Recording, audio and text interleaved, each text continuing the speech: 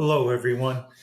This is part two of our um, original little series dated January 9th, 2025. And this is all based upon uh, things that have happened many, many years ago. It would have been August 21st of 2019. Now, you would have thought by now, after all these years, proper things would have been done, money would have been saved, all the things that I told this board to do many, many years ago, almost 10 years ago.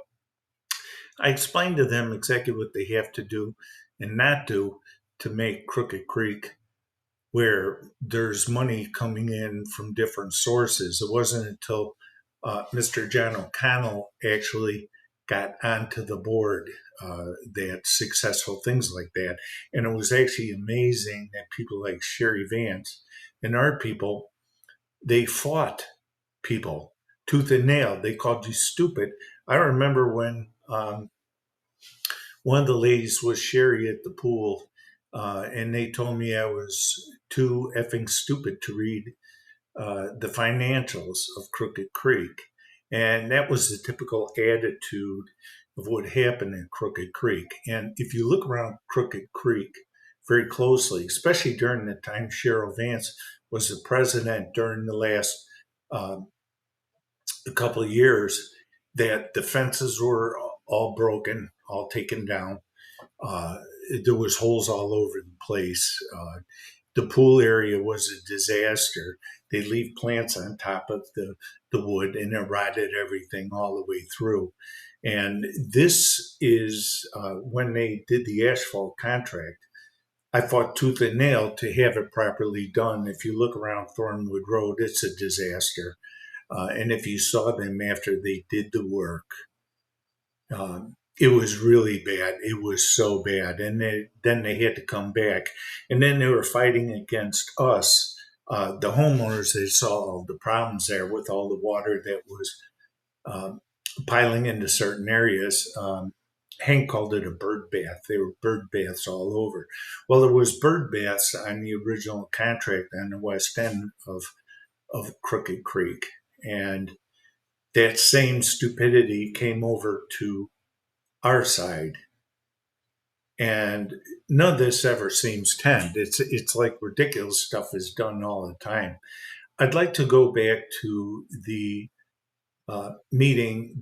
This is part two, and just so you could have a little more idea of what's actually going on at Crooked Creek once Lisa Lemon came on board. And it wasn't about finding solutions. It was all about protecting the board and fighting with people who were demanding records. Now, I've demanded records for a long time. And they just go on and on. They're screeching, yelling about getting records and how much it's going to cost. Almost all records nowadays are electronic. And when we went in there, we made a whole bunch of copies of the paper, the stuff that was on paper. Now, a lot of those records are gone. Thank God pictures are taken to know what's there and copies were made. But almost everything nowadays is electronic, and records could be easily sent and easily accessible. And one of the things that's most important is knowing what each section spends. Why is there money taken out of the budget? Why is there money taken out of the more successful sections and then put it in the general fund? Now, some of you might think, oh, what's this guy talking about? He doesn't know what he's talking about. Not everybody's stupid. Not everybody's dumb. And once again, I'm telling you, I would not belong to Crooked Creek. I would not buy property in Crooked Creek in Sarasota. I would not buy anything there. Some of you folks are spending $300,000 for these little 1,000 square foot um, apartments. And a lot of the areas are rentals. They're being rented out. So there's homeowners that can't afford to live in Crooked Creek and they're renting their property out. Now, guess who's renting them? Well, it's Sherry Vance, and she's not giving proper disclosures on her conflicts of interest. And everybody has a right to know what exactly is going on. Sherry Vance is a president of the board, and when she was president of the board, was selling property there. So of course the work was going towards areas where she was selling her property. I got pictures of it. It's not stupid. And I talked to the maintenance guys, and the maintenance guys said, well, they got to work on these certain carports and put some wood up and patch things because that property was being for sale. Okay, nobody's stupid. Everybody sees what's going on, and everybody could see that the homes on Cross Creek Drive, those areas are better maintained than it is on Thornwood. And some of the areas on Thornwood was impeccably kept clean and neat, and the landscaping was well done. And it wasn't done by the landscapers. What they did was they took all the garbage from the Thornwood Drive and they threw all the pine needles and everything else, and they killed all those large grass areas. They killed everything. They ruined the place, and everywhere you look, you see large piles of pine needles. But anyways, it's an ongoing problem. It's an ongoing problem. It's not going to end. Now, there's going to be a new board, and I don't know if I touched on it prior, but Earl, that's Nikki's husband. He's not going to be coming back for more. It really appears as though Earl was being cut out by the board, not getting all the information he needed. They're even retaliating against their own board members. Now, John O'Connell, again, in my opinion, he acted with impeccable professionalism. He was kind to everybody. He was very professional. But there's got to be a reason why he left early. My suspicion is that he did not get all the records that he needed to successfully do accounting. Now we're going to have Pete, a former sheriff spokesman from Rockaway, handling the treasury. And as far as I know, he doesn't have any experience in in accounting. And if you don't do accounting all the time, you don't know what to look for. Okay. And I knew what to look for when I was there, and I brought it to their attention, and they retaliate against you. And again, people who did maintenance around there were told to be mean towards certain people. Now, those people left. Okay. Now I'm going to be talking about all the storm damage and everything else and the insurance and how the money's being shifted around. I'm going to be explaining that to you very soon, but not right now. What I want to do is show you in their own words how they set this whole Crooked Creek up for failure. And it's making, if you look at the properties right now, nobody wants to buy them. Again, this is January 9th, 2025. This is a recording from 2019.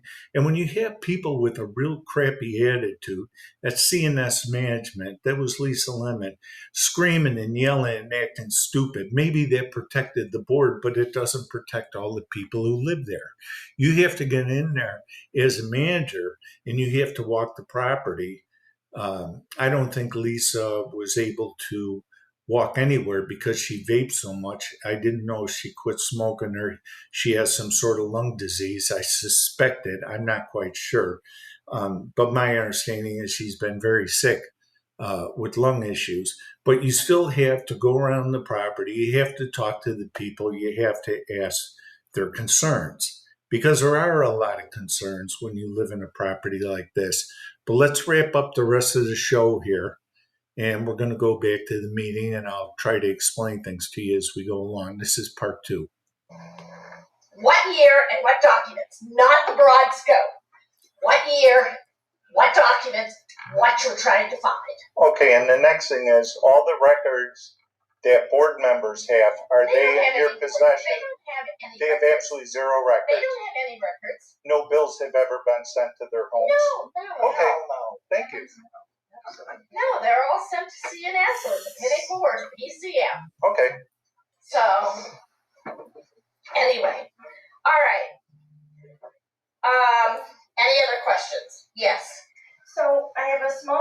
question on section 1 for repairs and maintenance. The 6100 line item, miscellaneous repair. I think you kind of spoke to this. It's got a negative 7,065. Right. So That's exactly right. is that where they took out the? Originally, when we got the PCM February, if you look at it, you can see where there was on the reserve side, there was an expense of that 7,000 whatever. And then they also put it on the operating side under repairs. Who's there? So, Pinnacle. Oh, Pinnacle. Okay? So, no. So I take that back. It was $7,900. And it was put under operating. Okay? And then the board happened to see right in the beginning that this amount was put in there. They knew it was the right way. So they asked to have it moved to reserves. Okay? So now there is 2 debits of that 7,000 whatever on their reserves that I have to get figured out tomorrow. Okay, but we did have repair work done, so it's like a little over $1,000. Oh no, it's more than that. The only thing that I have for you, which was I'm sorry, I don't actually have it here. That's okay. Is the roof replacement? Okay, your roof replacement and 3 roofs that were tarped by the right way. Those are the which were $2,500 a piece, I think. Right, but for the 6100 line item, we had like DJ Ace Hardware, and Roger had some expenses, and Esther had like a reimbursement, so that comes out of that 6100 line. That's out of your operating, and you have to understand. Yeah, you have to understand. This is where your budget is so skewed because you don't have a commons budget. Everything was split. Right. 8 sections. So on your new budget, you're going to have a commons budget. Okay. And then just a budget for your section that deals with only things that your section deals with, and that's insurance, your portion of the common charges, your $4 per door to the state for education. You have to do that. Right. What was the fourth? It'll be insurance, maintenance, condominium fee. And repairs. Okay. Just your buildings. Yeah. Oh, the commons. And then your commons allocation. Your commons allocation. So it's coming out to $264 a month for commons.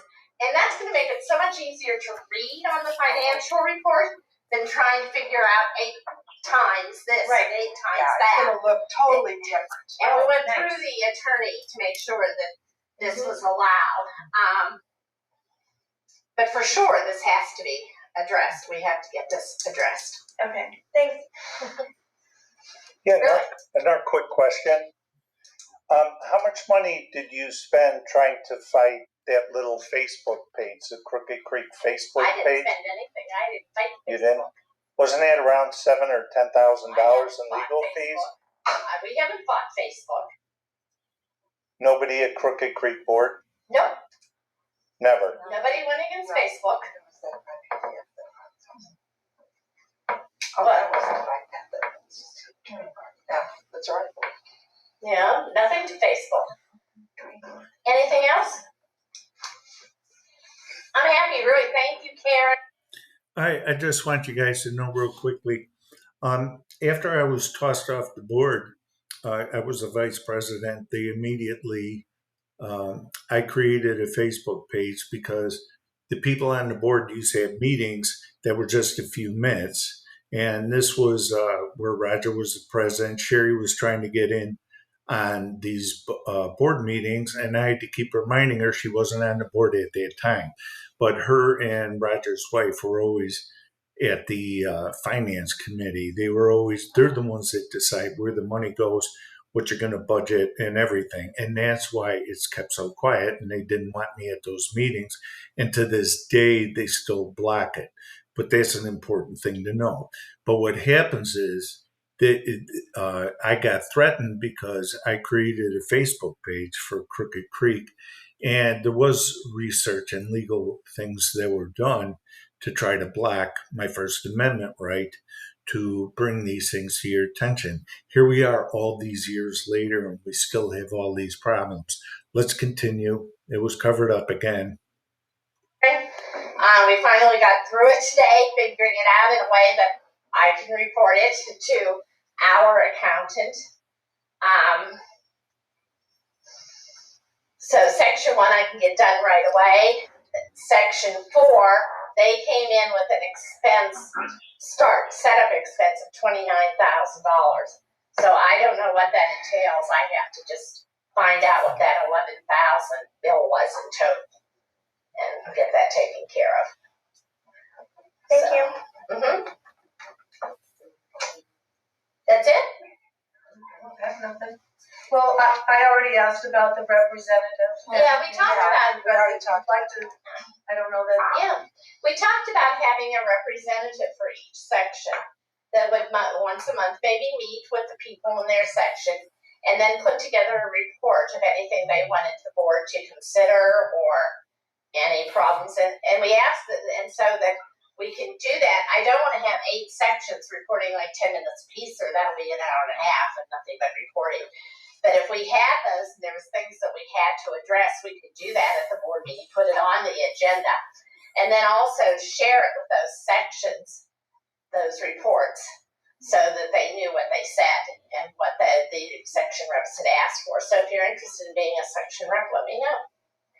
One last thing, you guys had a private 2-hour meeting today and you locked me out of it. I wasn't my notified. office was closed. My office was closed at 4:30. Take a look at the sign on the door, Patrick. Okay, well, you had 2-hour financial meeting discussing money. No, that's in I was here. listening to someone tell me what the problem was with section 1. Oh, was That it? was what it was. Well, these other people were here and they didn't notify everybody else that's interested in Crooked Creek Wasn't a budget financials. meeting. It was not a budget meeting. It was a private meeting. It was not a budget meeting, and it wasn't a board meeting. I don't have to tell you about every meeting I have with any member.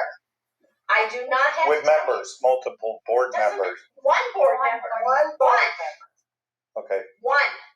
So it's not a board Get meeting. it right. We were trying to figure out a problem. We think we have it figured out. Oh, with the financials? Yes. Oh, okay. That was the entire gist. Yeah. Why did you guys get rid of Pinnacle? I was just wondering. Why did the board get rid of Pinnacle? I don't know. Roger? I'll tell you why, because we did not think that Pinnacle was doing the right job for us. We thought that Pinnacle was getting us in more trouble than you can imagine, and you can see the result. This is the result. Some of the things that Lisa and CNS are trying to fix is because of the shoddy job that Pinnacle did. So we decided that we needed to go another route, and that's what we did. Well, the board knew about the financial problems about 5-6 years ago when you were told. He just gave you a response. He just gave you a response. That's the end of the comment. Is there anything else? Lisa? Yeah. You can see real quickly here how Lisa tries to cut people off. Roger brought something here that there were financial problems, and again, they're blaming Pinnacle. The real truth is that all the control of the money is gone through the board, and the board is allowing the finance committee, or whatever name they have for it at the time, to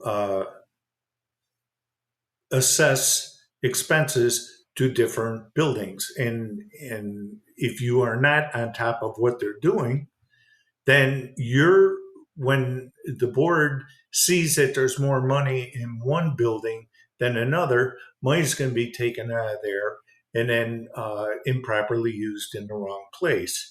And then when there's contracts, then they're not going to cut up the expenses based upon what's actually the expenses of the contractor. Because as you know, each building is different sizes, but they can easily put more of an expense on a wealthy area such as mine, building number 4, and they could take more money out of it and pay the contracts with it.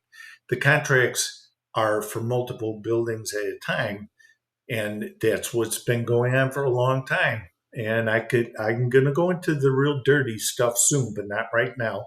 Let's just keep putzing along. So can you just update people on what's happening with the carports on the west side? Sure. I heard from Shu Kaufman yesterday that they had turned in the engineering to the county, and the county rejected it. It had to go back to the engineer, and yesterday it was resubmitted for permitting. So once they have that, it should be about. Okay, if you notice, they're talking about carports. Carports have been a known problem for a very long time, and I said that we have to switch out the carports because they're unsafe. Exactly what happened was, under the direction of Roger, they were putting pieces of wood trim around the carports, and they were also hiding the posts with woodwork and painting over it. There was holes at the very bottom of the posts, huge holes. And so when these storms did end up coming, they ended up blowing the carports over. Now, the other thing that's very important about this is that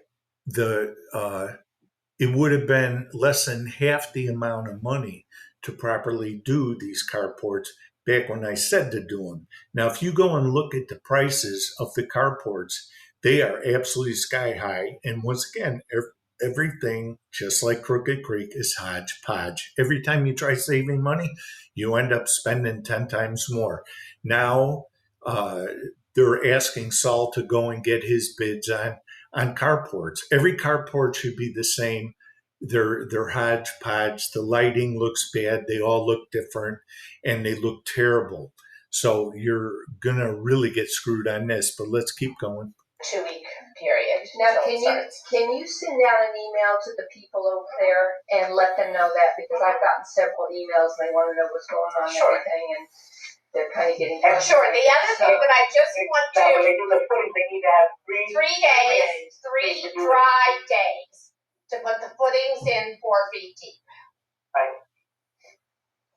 So it was resubmitted when? Yesterday. And that could take 2 weeks. They think that it won't take that long because it's being resubmitted. Okay. They think they'll be fairly quick. Lisa, this is Brian. If we're done with that topic, I want to go back to something that was mentioned earlier. Is that okay? Yeah. Okay. Talking about having like a board liaison or a board rep from each section. A section rep. That idea. Mm-hmm. And I'm wondering why is that needed if we have board members who can be contacted with concerns. You're available to be contacted for concerns. We have board meetings that are basic clusters and help. All right, let me have. Sherry says she can tell you why. Well, Brian, Okay. you know, and Roger, you might remember this. Remember when we first moved there? They had that? Yeah. And it was just kind of your go-to person if they had, you know, and if you wanted to let your whole, I don't know, even an emergency or whatever, you could let that person know and they'd let everybody know, or if they had a big concern, you know, it's just kind of. All right. I mean, I can see the like emergencies, like a phone tree kind of idea, you know. No, I think it's a good idea anyway, because I think that you're such a small community, and your sections seem to be fairly close. I mean, relatively, you know. And I think maybe it's nice that they brainstorm. They're outside their units talking and wishing and commenting and crabbing. I mean, because there's always something. And I think it would be good that we know about this. I don't have a problem with it. I think it's a pretty good idea. Yeah. It's just finding someone to do it. Right. That's the biggest problem. Well, no. So. You know, but I'll put an email blast out asking each section for a rep. And if they do, that's great. You know, and all we ask is that they report what they have for us once a month from their members. And they may have nothing. So this, I mean, Right. so this would be like under the member comment section. Yeah, we would put it, we'll put it under the section rep reports if there is something. Yeah. Okay. They're not gonna have them come personally and do that, like 8 people come though. They're just gonna have them send in reports. Right. Right. I think anytime you get more people involved, I think it's a good thing. Yeah. Anything else? Yeah, one quick question. I noticed at Rogers Building that they had to tear up the whole back roof, and the roofers had to come back and tear up the whole back of his roof after that roof was completed. Did the county find you guys trying to do work without a permit, or what was it? That's all done. That's all That's done. not an answer. Why'd that have to be done? It's all Redone? done and over. That's not an It's answer. all done and over. Oh, you're refusing to answer? I'm just saying that roof is done. The process is over. Patrick, you know the reason why just as well as I do, and you want me to say it on camera, and I'm not going to do it. Okay. Why do you wanna know? He No, let him answer. Why do you wanna know? wants to create trouble for the Well, community. I forgot. I forgot. What's the date for the next meeting? Here's what I wanted to explain to you guys. Sherry and Roger had more patchwork done on their roof. What they did prior to the entire roofs having to be redone, they patched a large section of the roof, again with no permit. So everybody in the community, thanks to me and the hard work I did on getting a roofer at a reasonable price. My prices were way lower than everybody else's, and I wasn't at the board at the time. But they went, there was Mr. Feeney Roofing. They went into Sherry and Rogers' building, and they only did 3 of the 4 parts of the roof. There was a large section of the roof, and to me, it looked as though they were trying to scam the county, and they were also trying to save money. Something that it's amazing how they want to save their money, but not everybody else's. But in their building, they did a whole section prior. And they were trying to pretend that the entire roof was redone, but it wasn't. So I went to the county and I reported that they were engaging in fraud. They tried saving themselves thousands and thousands of dollars, and they got caught red-handed. And then that whole large back section of their building had to be all torn down right to the wood.